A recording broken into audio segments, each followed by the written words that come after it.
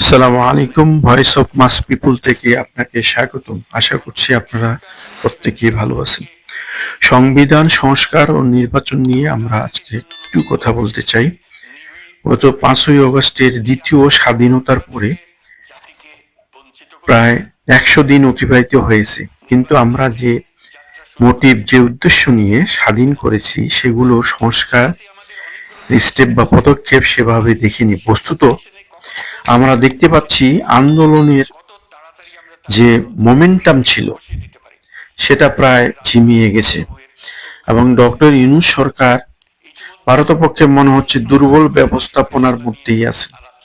আমরা জনগণ দুই বড় দলে সরকার নিয়ে অতিষ্ঠ ও জর্জরিত। তাই বারে বারে বাংলাদেশ নির্বাচন বহির্ভূত সরকারের আবির্ভাব হয়েছে। এগুলো শতভাগ বাংলাদেশের রাজনৈতিক দলগুলোর চরম ব্যর্থতা ও তাদের দেউলিয়াত্বের প্রমাণ করে। অতি সম্প্রতি ইসকন নিয়ে যে উত্তেজনা তৈরি হয়েছিল এবং তাদের কর্মকাণ্ড দেশদ্রোহিতার কার্যস্বরূপ তাদের বিরুদ্ধে মামলা করা হয় এবং তা করেন একজন বিএনপি কর্মী। এবং অত্যন্ত আশ্চর্যের বিষয় হলো সেই কর্মীকে মামলা করার দায়ে দল থেকে বহিষ্কার করা হয়। রাজনৈতিক বৌদ্ধদের ধারণা বাংলাদেশের রাজনৈতিক নিয়ে যেমন প্রতিবেশী দেশগুলোর হস্তক্ষেপ, তেমনি রাজনৈতিকভাবে সুবিধা পেতে পদ্মার আড়ালে খেলা চলছে বাংলাদেশের রাজনৈতিক দলগুলোর। সম্প্রতি বিএনপি তারা বলেছে কোনো দলকে বাদ দিয়ে তারা নির্বাচন চায় না। একটা জিনিস খুব পরিষ্কার, আমাদের রাজনৈতিক দলগুলোর যে ইতিহাস এবং লুটপাটের যে ধারা সেটাকে চালু রাখার জন্যই তাদের এই স্ট্যান্ড। অত্যন্ত দুঃখের বিষয়, এই রাজনৈতিক দলগুলোর গণতন্ত্রের বলি আওড়ানোই কখনো কোনো সংস্কার চাচ্ছে না। তাদের ভোগ বিলাসের রাজনৈতিক ব্যবস্থা বন্ধ করতে চাচ্ছেন না।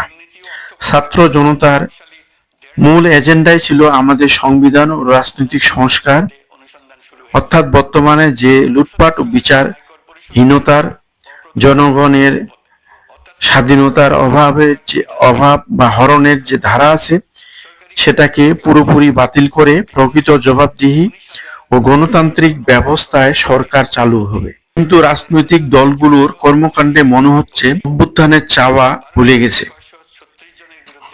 তাই রাজনৈতিক দলগুলোর মূর্তিমতো সংস্কার বা নির্বাচন হলে আমাদের বিপ্লব ব্যর্থতায় পর্যবসিত হবে। এই সরকারকে সংস্কার করে দিয়ে যেতে হবে আইনি কাঠামোর মাধ্যমে, যে কাঠামোর মধ্য থেকে রাজনৈতিক দলগুলো সরকার পরিচালনা করতে পারে।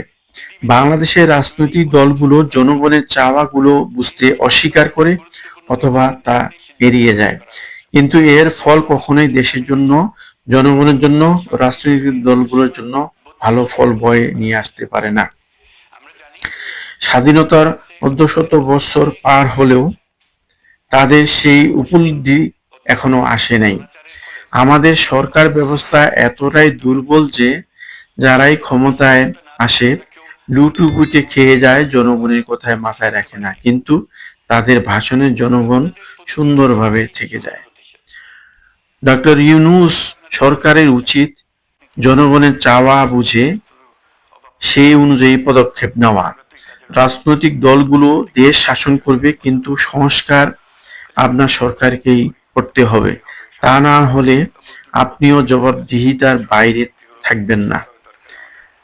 যেটা জনগণ আশা করে, আপনি এমন এক ধারা প্রবর্তন করেন যে জনগণের চাওয়ার পরিপূর্ণতা পায়, তবেই আপনি ইতিহাসে একজন বীর হিসাবে জনগণের হৃদয়ে অবস্থান করবেন।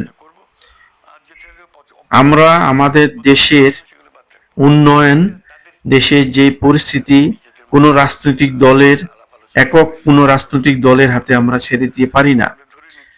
পূর্ববর্তী ফ্যাসিস্ট সরকার যেভাবে দেশের প্রতিটা ইনস্টিটিউশনকে ধ্বংস করে দিয়ে গেছে, এবং সবচেয়ে দুঃখের কথা যে আমাদের গৌরবের যে সেনাবাহিনী, সশস্ত্র বাহিনী, সেটাকেও তারা অন্য দেশের হাতে তুলে দিয়ে গেছে। এই জন্য আজকে ভারতপক্ষে আমরা পরাধীন হিসাবে এখনো আমার দেশেই আছি। আমাদের শাসন ব্যবস্থা, আমাদের সবকিছু কন্ট্রোল আরেক দেশের, অন্য দেশের হাতে ছিল, এবং জনগণ এই ধারাকে গণতন্ত্রের দ্বারা অথবা প্রকৃত স্বাধীনতাকে ফিরিয়ে নিয়ে আসার জন্য গত 5ই অগাস্টের যে বৈপ্লবিক পরিবর্তন সাধিত করেছে, এটাকে আমরা কোনোভাবেই ব্যর্থ হতে দিতে পারি না। আমাদের নির্বাচন হবে, সেটা অবশ্যই সংস্কার করার পরে। আমরা কখনোই এই সংস্কার রাজনৈতিক দলগুলোর হাতে ছেড়ে দিতে পারি না।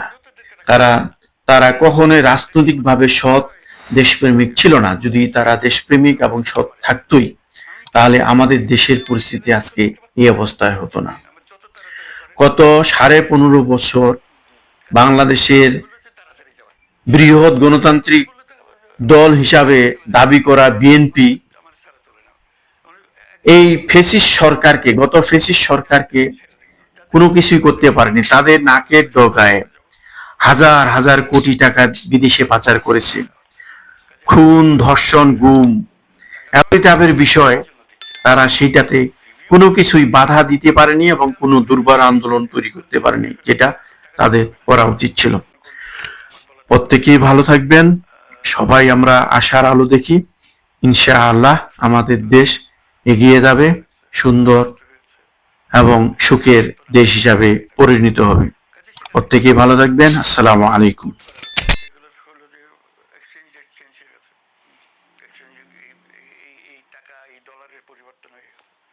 সেখানে খরচ বেশি হচ্ছে, এই জন্যই ইনফ্লেশন হাই হয়ে গেছে।